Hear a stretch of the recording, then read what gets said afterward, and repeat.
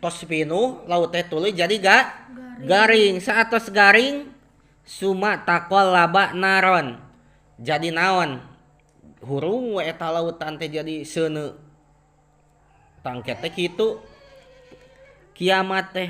kajadianana teh bakal kitu tah ieu ayat hiji dugi ka ayat genep ieu teh termasuk mukodimah atanapi permulaan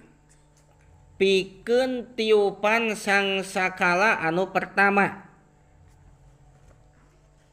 janten kulantaran ieu kajadian ti mimiti ayat hiji naon ayat hiji idas syamsu kuwirat di mana-mana cahaya panon poe dilipat jadi eueuh jadi parem tuluy wa idan nujumu kadarot ayat 2 nah eta di mana-mana bintang-bintang maruragan ayat 3 wa idal jibalu suyirat di mana-mana gunung dihancurkeun gunung teh caroplok ngarapung tuluy ayat 4 wa idal isyaru utilat gitu iya teh maksud nama barang-barang berharga ditinggalkeun teu dipalire padahal mah berharga tuluy wa nalima wa idal wuhusu husirat di mana-mana sasatoan anu lingas dikumpulkeun tah eta ayat 5 ayat genep wa idal biharu sujirat di mana-mana laut jadi hurung jadi cai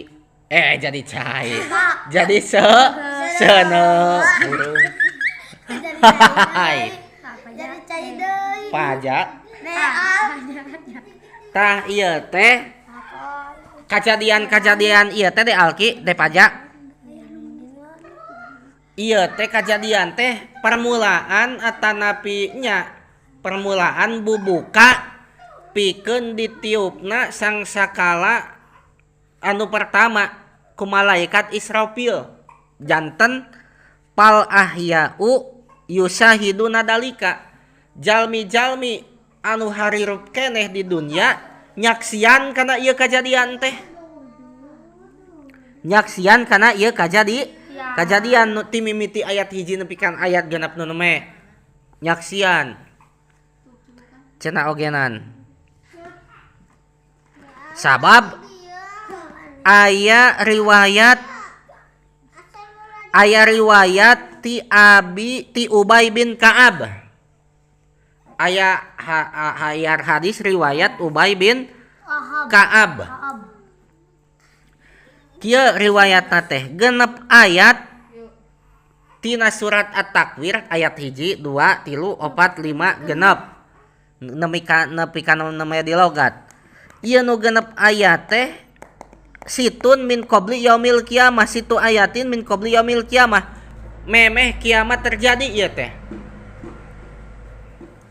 cenah oge nanya memeh kiamat terjadi jadi kieu